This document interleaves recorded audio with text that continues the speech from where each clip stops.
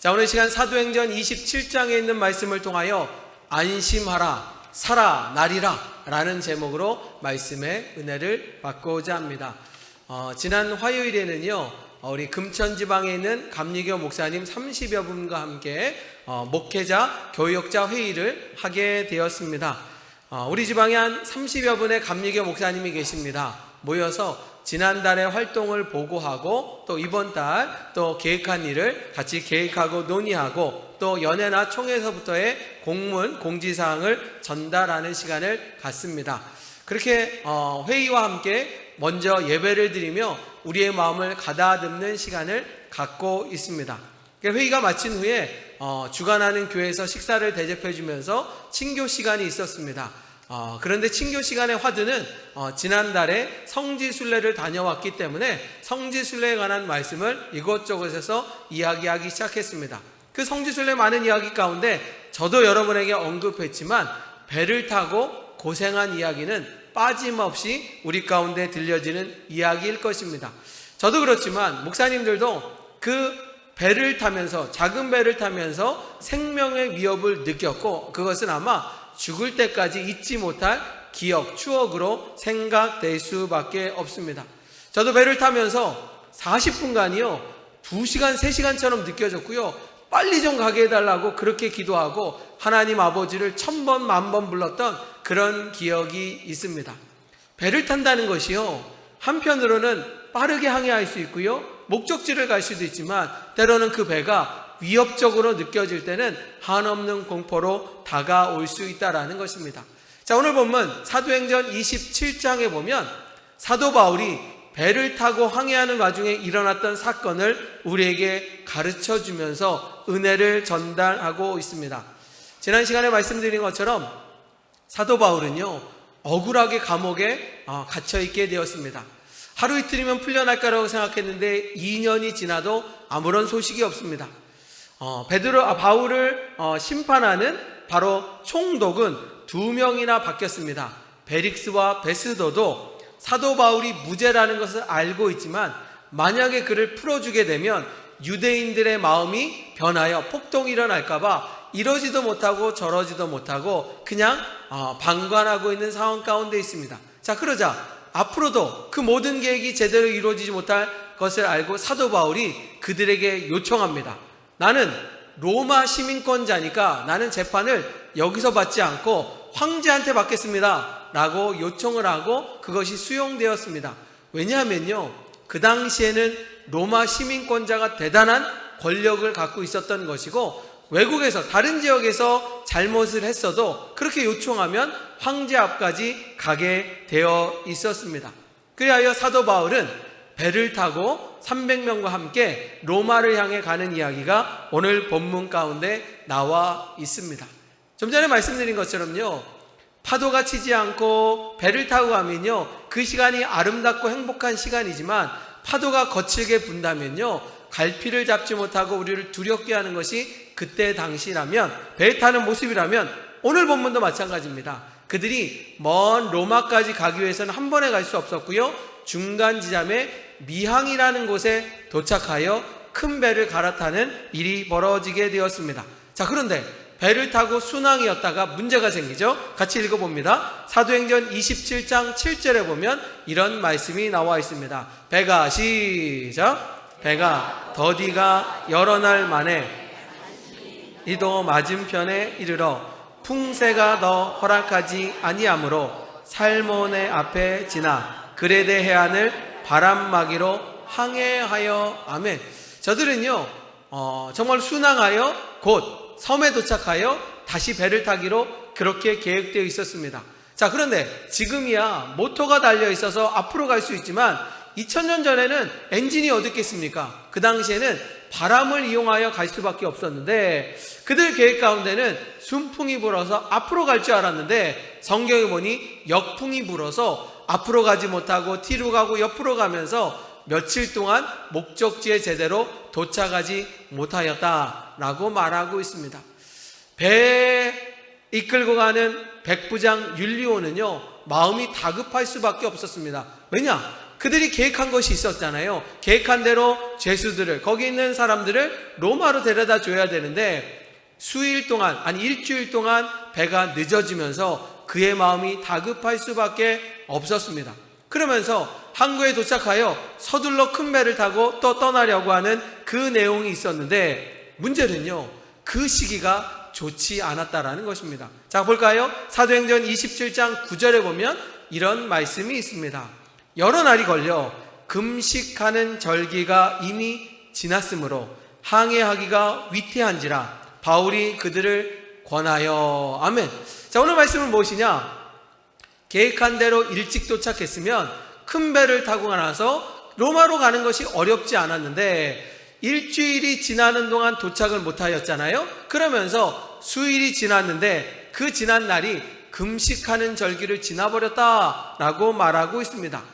자, 주석서에 보니까 뭐라고 나와 있느냐? 금식하는 절기를 이스라엘 달력으로 7월 10일이라고 말합니다.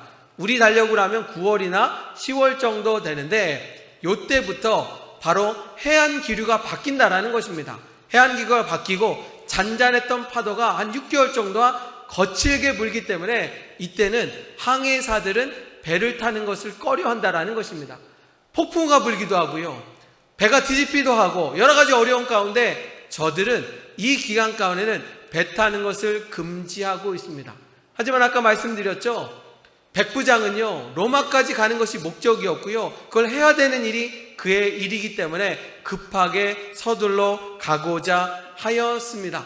자, 그럴 때 사도 바울이요 백부장을 향하여 이렇게 말합니다. 지금 우리가 떠나는 것은 굉장히 위험할 거니 지금 떠나지 말고 며칠 있다, 아니 겨울을 나고 가자라고 이야기하기 시작합니다. 그러니까요, 백부장이 그 얘기를 듣고 수용했을까요? 수용하지 않았을까요? 수용했을까요? 안 했을까요? 안 했다라는 것입니다. 왜 그러냐? 우리가 볼 때는 사도 바울이 얼마나 위대합니까? 그의 능력이 대단하고 성령이 충만한 사람이지만 그 배에 정말로 이끌어가는 입장에서는, 백부장 입장에서는 사도 바울은 죄인인 거예요. 그리고 사도 바울은 배를 타고 가는 전문가가 아니라 그냥 그랬던 사람, 죄인이라고 생각하기에 그의 의견을 듣지 않았다라는 것입니다. 아니, 오히려 그 배 선장한테 물어봅니다. 지금 위험할 수도 있다라고 말하는데 어떻습니까? 라고 말할 때 그 선장이 지금 보니까 배가 잔잔하고 바다가 잔잔하거든요. 갈 수 있다라고 얘기하면서 출발하려고 하고 있습니다. 저는 말씀을 준비하면서 그런 생각이 들었습니다. 우리의 믿음의 사람들도요, 세상적인 눈이 띄어 있어야 됩니다. 우리가 세상에 속해 있기 때문에 세상의 뉴스를 보면서 오늘 날씨는 어떤지, 다음 주는 무슨 일이 벌어지는지, 우리나라 땅 가운데 어떤 일이 벌어지는지, 미국에서 대통령이 누가 뽑혔는지, 지금 전쟁이 어떻게 벌어지는지 알아야 되는 것은 당연할 것입니다. 너무 뉴스를 안 보는 것, 드라마만 보고 뉴스를 안 보는 것도 문제일 것입니다. 그런데 믿음의 사람들은 세상적인 정보도 중요하지만 하나님이 주시는 말씀도 귀 기울여 들어야 된다라는 것입니다. 이 백부장 율리오는요 사도 바울을 그냥 죄인으로 취급한 거예요. 아무 존재가 없는 걸 생각합니다. 그런데 사도 바울은 자신의 의견이 아니라 하나님의 말씀하시기를 이번 항해가 위험하다라고 말했지만 듣지 않는 백부장을 인하여 항해는 출발하게 되었다. 성경은 말씀하고 있습니다. 세계적인 바이올리니스트 중에 조슈아 벨이라는 사람이 있습니다. 이분이 좀 괴짠 것 같아요. 이분이 얼마나 연주를 잘하는지 한번 그 연주를 하려면 몇십만 원을 들이고도 티켓 구하기가 어려운 그런 상황에 인기가 많았던 사람이었습니다. 그런데 그가 워싱턴 DC에서 지하철역 가운데 이런 생각을 해봤습니다. 세상 사람이 나를 유명하다고, 그리고 위대한 사람을 해주는데 내가 변장을 하고 지하철역 앞에서 연주를 하면 그 사람들이 나를 이해할 수 있을까? 라는 생각 가운데 그가 수억 원짜리 바이올린을 들고 길가에서 연주를 합니다. 그냥 연주가 아니라 자기가 가장 잘 부르는 6곡을 연주하기로 결심합니다. 그는 기대하고 있습니다. 내가 길거리에서 하지만 내가 좀 다르게 정말 분장을 했지만 사람들이 내 연주를 보고 다 모여들겠지라고 생각을 하며 연주를 시작했습니다. 그런데 문제는요, 그 유명한 바이올리니스트가 연주를 하는데 아무도 보이질 않았다는 거예요. 그냥 지나가는 겁니다. 아니, 어떤 아이는요 연주하니까 엄마 보고 구경하다 그러지만 바쁘다라고 그냥 지나가고 몇 명만이 그의 연주를 알아보기도 하고 구경을 하였다라는 것입니다. 그가 너무나 실망을 했다라는 것입니다. 내 연주를 듣는 사람이 없을 정도로 이 세상이 얼마나 분주하고 바쁜가라고 한탄하며 이야기했다라는 것입니다. 그런데 오늘 이 자리에도 마찬가지인 것 같아요. 여러분, 이 자리에 그냥 앉아 있으려고 교회 오셨습니까? 아니에요. 여러분들이요, 어떤 분은 1시간, 어떤 분은 2시간, 어떤 분은 집 앞이지만 이 교회 나오는 동안 많은 준비를 하고 오셨을 것입니다. 그러면 앉았다가 그냥 사람들에게 얼굴 보기로 온 사람은 한 명도 없을 겁니다. 오늘 이 자리에 왜 오셨습니까? 은혜 받으러 오셨습니다. 오늘 이 자리에 축복받으러 오셨습니다. 그러려면 어떻게 하느냐? 귀를 열어야 돼요. 귀를 열어서 목사님이 주시는 말씀이 내 영혼을 살리고 나를 축복하는 말씀이다. 그 말씀을 듣는 자가 복이 될 줄 분명히 믿습니다. 만약에 백부장이요, 사도 바울을 죄인으로 취급한 것이 아니라 하나님의 사람이라는 것을 알았다면 그의 얘기를 듣고 이런 문제가 생기지 않을 수밖에 없었습니다. 그들은 항해를 출발하였습니다. 잔잔했던 상황 가운데 모든 것이 평안할 줄 알았지만 곧 유라굴라 광풍이 그들에게 불어 무시무시한 일이 벌어졌다. 성경은 말씀하고 있습니다. 자, 계속해서 읽어볼까요? 사도행전 27장 18절과 19절에 이렇게 말씀하고 있습니다. 우리가 시작. 우리가 풍랑으로 심히 애쓰다가 이튿날 사공들이 짐을 바다에 풀어버리고 사흘째 되는 날 배 기구를 그들이 손으로 내버리니라. 아멘. 풍랑이 얼마나 심하는지 배가 뒤집어질 것 같습니다. 제가 아까 말씀드렸죠. 40분을 가도 몇 시간 하는 것처럼 지루하고 무서웠는데 저들은 1시간이 아니라 3일 동안 배가 폭풍 가운데 흔들리고 넘어지고 자빠지고 침몰할 것 같은 위기 가운데 놓였습니다. 저들은 살고자 발버둥을 칩니다. 우리에 있는 짐이라도 내려보내서 우리는 짐도 가볍게 하여서 이 배를 살려야 된다라는 필사적인 저들의 모습을 바라보게 됩니다. 저는 말씀을 준비하면서 그런 생각을 했습니다. 저 폭풍우가 칠 때 무거운 것을 던진다고 해서 배가 멀쩡할까? 비전문가인 저 입장에서는요, 별로 효과가 없는 짓이라고 생각하지만 여러분, 우리가 위급할 때, 죽음이 닥쳐왔을 때 지푸라기라도 잡고 싶은 적 아니겠습니까?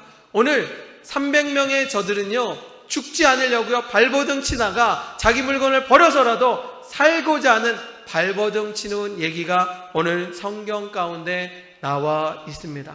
얼마나 안타까운 일이겠습니까? 얼마나 힘든 일이겠습니까? 성경에 보면요, 그들이 그렇게까지 노력했음에도 불구하고 여전히 폭풍우가 불고 죽음의 위협 가운데 구원의 여망마저 사라졌더라 라고 말합니다.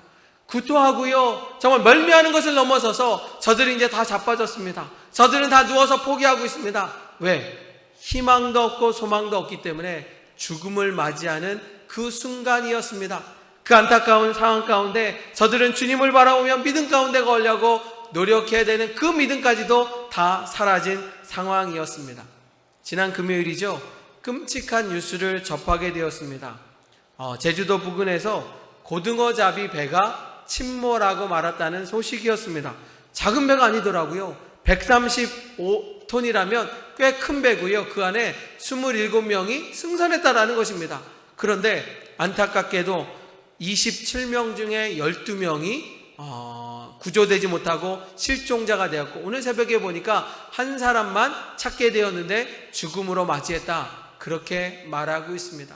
바다라는 것이 그렇습니다. 우리에게 물고기를 선물을 주고요, 먹을 것을 주는 것이 아니라, 먹을 뿐만 아니라 우리가 어디를 갈 때 쉽게 갈 수 있도록 도와주는 것이 바다이기도 하지만, 그 바다가 성이 나기 시작하고 폭풍우가 불면요, 가장 무섭고 두려운 것이 바다라는 것입니다. 그래서 많은 사람들은요, 그런 경험을 통하여 우리 인간이 얼마나 연약한 존재인지, 그 자연 앞에 아무것도 할 수 없는 존재라는 것을 알고 있습니다. 그렇게 사람들은 죽어가고 있습니다. 사람들은 포기하고 있습니다. 사람들은 절망 가운데 어떠한 소망을 찾지 않는 어두컴컴한 세상 가운데 그 순간에 사도 바울이 벌떡 일어납니다. 사도 바울이 벌떡 일어나서 이렇게 얘기합니다. 내가 생각했을 때 우리 죽지 않을 것 같습니다. 그렇게 얘기했다면요, 사람들이 반응하지 않을 거예요. 그런데 오늘 성경 보면요, 그렇게 표현하지 않습니다. 자, 사도행전 27장 23절에 보면 이런 은혜가 임하고 있습니다. 다 같이 읽어볼까요? 27장 23절과 24절 자 같이 있습니다. 시작. 나의 속한 바 곧 나의 섬기는 하나님의 사자가 내 곁에 서서 말하되 바울아 두려워하지 말라. 내가 가이사 앞에 서야 하겠고 또 하나님께서 너와 함께 항해하는 자를 다 내게 주셨다 하였으니. 아멘. 오늘 성경 보니까요, 하나님이 너를 위하여 이 배를 침몰시키지 않겠다라는 것입니다. 그러면서 뭐라고 말씀하시냐? 안심하라. 생명에는 지장이 없노라 라고 말하였습니다. 여러분, 사도 바울이요, 이 죽음의 현장 가운데 내 생각에는 우리 살 것 같습니다. 아무도 듣지 않습니다. 아무도 말하지 않을 거예요. 그 안에는요, 죄인만 있는 게 아니라 죄인뿐만 아니라 일반인도 있었습니다. 그런데 사도 바울이 죄인이라는 거 다 모르겠습니까? 아마 쇠고랑 차지 않았을까요? 그런데 그가 얘기한다고 듣지 않았을 것입니다. 그런데 그는 자신의 의견을 얘기하는 것이 아니라 전능하시고 자비로우신 하나님의 이름으로 내가 선포하니 하나님이 이 배를 구출해 주실 것이고 우리 여기 있는 사람 다 살아나리라 라고 말씀하셨을 때 그 정말 죽음을 맞이한 사람들이 일어서며 은혜를 받고 다시 힘을 얻게 되었다라는 것입니다. 저들은 다 죽겠다라고 생각하는데 어쩌면 살지도 모른다는 희망이 생겨서 다시 한번 마지막까지 애쓰고 있는 장면이 오늘 성경 가운데 나와 있습니다. 저는 이 장면을 상상할 때요, 여러분은 타이타닉이 생각나는지 모르겠지만 저는 이 장면을 볼 때 복음성가가 떠오르더라고요. 그 복음성가가 왜 나만 겪는 고난이냐고 이 찬양을 한번 부르시면서, 주님, 내가 살다 보면 어려울 때가 있습니다. 살다 보면 넘어지고 쓰러질 때가 있습니다. 그날이 오늘이라면 이 찬양을 통하여 내가 회복되기를 원합니다. 일어서기를 원합니다. 주님 손잡기를 원합니다. 그런 마음으로 함께 왜 나만 겪는 고난이냐고 찬양하시겠습니다.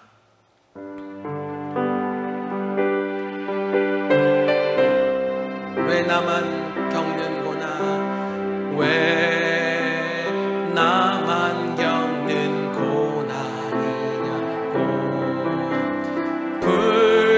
불평하지 마세요. 고난의 뒤편에 있는 주님이 주실 축복 미리 보면서 감사하세요. 너무 견디기 힘든 지금 이 순간에도 주님이 일하고 계시잖아요. 남들은 지쳐 앉아 있을지라도 당신만은 일어서세요. 힘을 내세요. 힘을 내세요. 힘을 내세요. 주님이 손잡고 계시잖아요. 주님이 나와 함께함을 믿는다면 어떤 역경도 이길 수 있잖아요. 한 번 더 찬양합니다. 힘을 내세요. 힘을 내세요. 힘을 내세요. 주님이 손잡고 계시잖아요. 주님이 나와 함께함을 믿는다면 어떤 역경도 이길 수 있잖아요. 아멘. 사도 바울은요, 죽어가는 사람들 향하여 외쳤습니다. 하나님이 살아계시고 전능하신 그분이 우리를 구출해 주신다라고 말합니다. 그가 믿는 하나님은요, 홍해를 갈르시기도 하고 그가 믿는 하나님은 마라의 쓴물을 단물로 바꾸시는 분이라고 말하고 있습니다. 내가 믿는 하나님은요, 애굽 땅에서 죽어가는 저들에게 10가지 재앙을 통하여 기적을 베풀어 살려주셨던 능력의 주님이라고 선포하고 있습니다. 폭풍 가운데 모두가 죽어가는 그 자리 가운데 하나님이 도와주시면, 하나님이 역사하여 주시면 살아나리라는 말씀을 통하여 선포하고 있습니다. 안심하라, 살아나리라 라고 말씀하여 주셨고 그 놀라운 은혜가 여러분들에게도 임하기를 주님의 이름으로 축원합니다. 바다 가운데 고통과 근심 가운데 있었던 저들에게 사도 바울은요, 하나님을 자랑하고 놀라운 은혜를 증거하면서 그들에게 소망의 마음을 주셨다라는 것입니다. 저는요, 말씀을 준비하다 보니까 우리 사랑하는 성도들에 대한 마음을 갖게 됐습니다. 여러분들이요, 신앙생활을 하면서도 믿음이 좋다라고 말하면서도 의심하고 막힐 때가 있어요. 아니, 어려운 문제가 있다 보면요, 내 좋았던 신앙은 생각이 하나도 안 나고 과거에 만났던 주님은 생각도 안 나고 그냥 속상해하며 마음 아파할 때가 있습니다. 그런데 우리 주님은요, 단순히 인간의 마음을 회복하고 질병을 고치시는 분으로 만족하는 분이 아니라 전능하시고 자비롭다고 그랬어요. 자연까지도 통제할 수 있는 분이 우리가 믿는 하나님이라는 것입니다. 마가복음 4장에 보면 귀한 말씀이 나와 있습니다. 예수님께서 제자들과 함께 사역을 하시고 나서 다음 날은 저 갈릴리 반대편에 있는 도시에서 사람들에게 복음을 증거하기 위하여 배를 타기 시작하였습니다. 배에 아무 문제가 없었습니다. 정말 순항하고 있었습니다. 그런데 갑자기 돌풍이 불어쳐서 배가 뒤집어지려고 하고 있습니다. 거기 있는 제자들이요, 성경에 보면 그 물이 안으로 들어와서 폭풍으로 물이 들어오니까 배의 물을 다 퍼내가면서 살고자 발버둥 치고 있습니다. 그때 제자들은 생각했습니다. 우리가 이렇게 고생하는 것도 맞지만 예수님이 우리를 도와주시면 놀라운 역사가 임할 거라는 마음으로요, 배 안에서 주무시고 계신, 피곤하여서 주무시고 계신 예수님을 깨우면서 예수님 도와주세요, 예수님 도와주세요, 예수님 살려달라고 그들이 부탁하기 시작합니다. 예수님께서요, 그 자리에서 일어나서 저 폭풍과 치는 바다를 향하여 외칩니다. 폭풍아 멈춰서라 라고 외쳤을 때 놀라운 역사를 통하여 그 무시무시한 파도가 멈춰서고 잔잔한 바다가 되었다, 성경은 말씀하고 있습니다. 그런데 재밌는 거는요, 그러고 나서 제자들의 반응입니다. 자, 같이 읽어볼까요? 사도행전 12장 15절 보면 이 말씀이 아니네요. 제가 보면 그들이 뭐라고 말하느냐, 이 자연이 무엇이기에 저기 배도 흔들리고 말 수 있느냐 라고 말하면서 그가 믿는 하나님은, 예수님은 대단한 능력의 주님이라고 말씀하고 있습니다.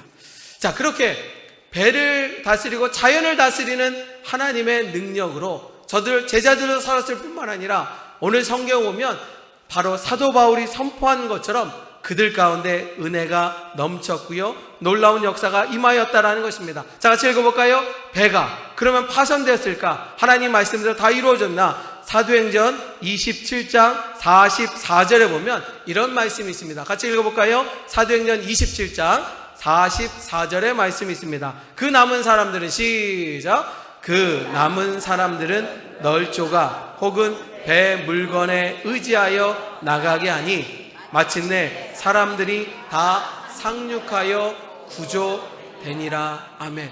사도 바울의 외침은요, 거짓이 아니었습니다.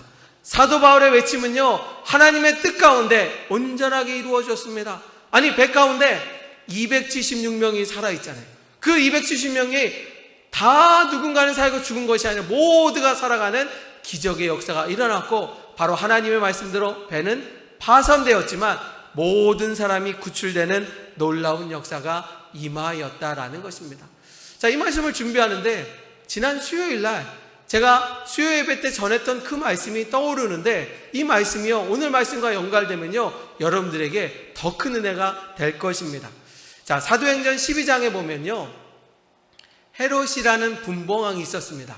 자, 로마 황제가 각 지역마다 지금으로 말하면 아마 그렇게 말할 수 있습니다. 국회의원보다는 도지사 정도 되는 그런 사람이 각 지역마다 왕으로 있었는데, 헤롯 대왕이 분봉왕이었습니다. 그 분봉왕이요, 가만히 보니까 인기가 점점 떨어지거든요. 내 인기를 올릴 수 있는 방법이 뭘까라고 생각해 보니까 기독교인을 죽이면 유대인들이 좋아하지 않을까라는 생각 가운데 예수님의 제자였던 야고보를 잡아다가 죽였습니다. 그러나니까요, 반응이 있는 거예요. 유대인들이요, 너무 좋아하는 거예요. 유대인들이 너무 좋아하면서 헤롯 대왕 만세라고 부르니까요, 이 헤롯 대왕이 기분이 좋아지면서 더 큰 인기를 얻고자 이번에는 야고보가 아니라 정말 예루살렘의 수장이고 지도자였던 베드로를 잡아다가 죽이면 더 좋겠다. 그러면 내 인기가 더 높아지겠구나 라는 마음으로 베드로를 감금시키는 이야기가 성경 가운데 나와 있습니다. 자, 베드로는 예루살렘 교회 지도자잖아요. 그 지도자가 감옥에 갇혔다라는 소식을 들으니까요, 성도들이 가만히 있을 수 있겠습니까? 자, 그러면 베드로가 감옥에 있을 때 성도들은 어떻게 했을까요? 1번, 감옥에 쳐들어가서 데모를 일으킨다. 2번, 아니 그럴 힘이 없기 때문에 작은 곳에 모여서 기도하면서 하나님의 은혜를 구한다. 1번일까요? 2번일까요? 1번이었으면요 다 로마가에서 다 십자가에 처형당하고 죽습니다. 그렇게 할 수 있는 조건도 아니고 그 당시에는 로마가 호령하기 때문에 로마에 덤빌 수 없는 상황이었습니다. 그러니 믿음의 사람들은 힘이 없고 할 수 있는 것이 없기 때문에 저들은 다락방에 모여서 기도하기 시작하였습니다. 뭐라고 기도하겠습니까? 베드로 목사님 살려달라고, 베드로를 살려달라고 그렇게 간절히 기도하겠죠. 기도는요 그냥 눈 감는다고 하는 게 아니라 외치고 소리지며 하나님을 부르짖어야 됩니다. 저들이 얼마나 간절히 기도하겠습니까? 성경에 보면요 뭐라고 말하냐, 저들의 기도 소리를 들으시고 하나님이요 천사를 보내어 베드로의 감옥문을 활짝 열게 하셔서 베드로가 도망칠 수 있게 도와주었다라는 것입니다. 베드로가요 너무 고맙잖아요. 누군가 나의 기도를 통하여 기적이 일어났다는 걸 알고요, 바로 초대교인들이 기도하고 있는 장소를 알았기에 베드로는 집으로 가지 않고요, 성경에 보면 기도하는 장소에 가서 저들에게 문을 두드리면서 말합니다. 제가 왔습니다. 베드로가 돌아왔습니다 라고 말하자 다른 사람들 안에서 기도하니까 못 들었어요. 하지만 혹시라도 어떤 일이 벌어질까 그래서 그 문 앞에는 로라라는 종이 그 자리를 지키고 있었습니다. 그럽니다. 합니다. 베드로 목소리를 들었던 로라가요, 아 베드로 선생님 왔구나라고 하면서 문을 열기보다는 혹시 모르니까 저 안에 있는 사람들한테 얘기하고 결정하기 위하여 뛰어들어가 그 사람들 기도하는 사람한테 기도를 멈추고 이렇게 부릅니다. 자, 권사님 기사님 정신 차리세요. 권사님 기사님 눈 뜨어보세요. 지금 베드로가요 저 밖에 와 있습니다. 우리가 기도해갖고 하나님이 도와주셔갖고 감옥에서 풀려났습니다. 그렇게 말했을 때 그들은 뭐라고 말해야 정답일까요? 할렐루야, 하나님 찬양합니다.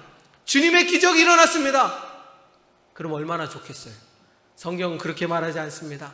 여러분의 믿음이 이런 믿음 아닐까요? 자, 같이 읽어볼까요? 사도행전 12장 15절에 보면 그들의 반응은 이러하였습니다. 그들이 시작, 그들이 말하되 내가 미쳤다 하나 여자아이는 힘써 말하되 참말이라 하니 그들이 말하되 그러면 그의 천사라 하더라. 자, 이 종이 말합니다. 베드로 선생님이 풀려났다고, 우리가 기도해서 역사가 일어났다고. 그러니까 기도하던 권사님들이 뭐라고 하냐, 너 미쳤냐, 지금 감옥에 있는 사람이 어떻게 나오느냐 라고 말했어요.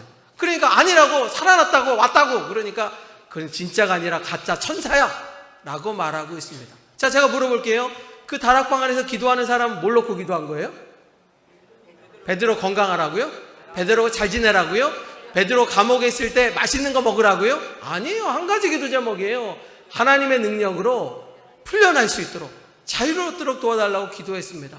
그런데 저들은 기도하면서 제대로 믿지 못했어요. 돌아왔다고 했는데 믿지 못했습니다. 제가 사실은 이 성경 구절 갖고 옛날에 뭐라고 했냐, 이런 개떡 같은 믿음 갖지 말고 온전한 믿음 의심하지 말고 주님 찬양해야 됩니다 라고 했는데요, 수요 예배 전에 이 말씀을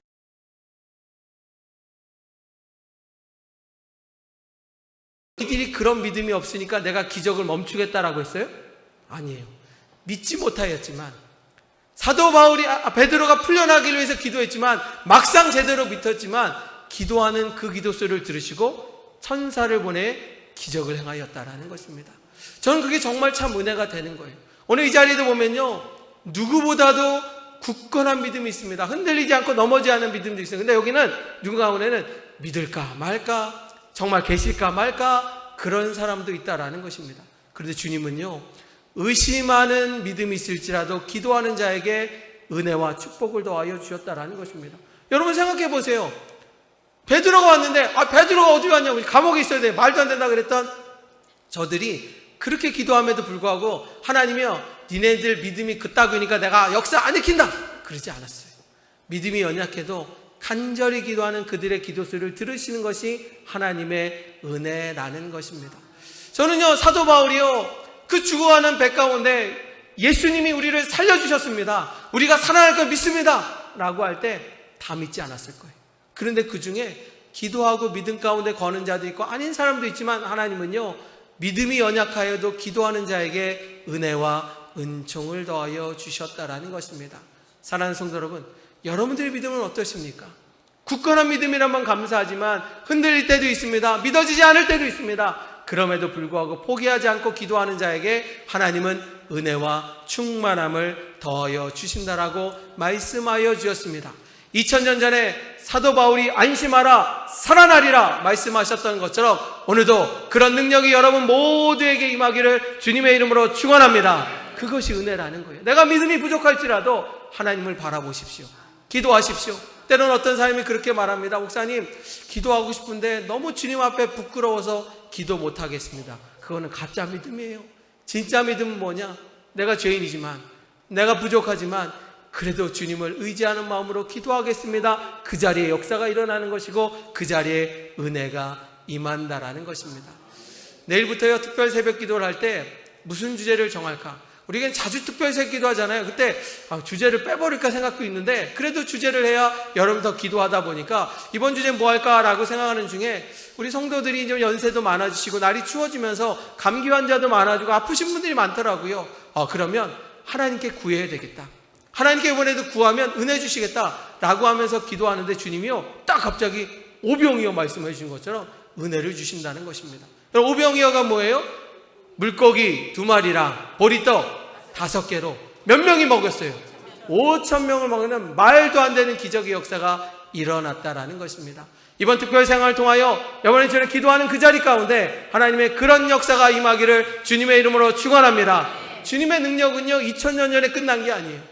지금 오히려 더 강력하게 나타나십니다. 주님을 바라보는 자에게 역사하신다는 것을 기억하시면서 오늘 말씀처럼 안심하라 살아나리라 주님의 능력이 여러분과 함께하여 주어서 한 주간 기적을 체험하고 주님과 동행하며 기도하고 승리하는 호사나 모든 성도가 되기를 주님의 이름으로 축원합니다. 기도하시겠습니다.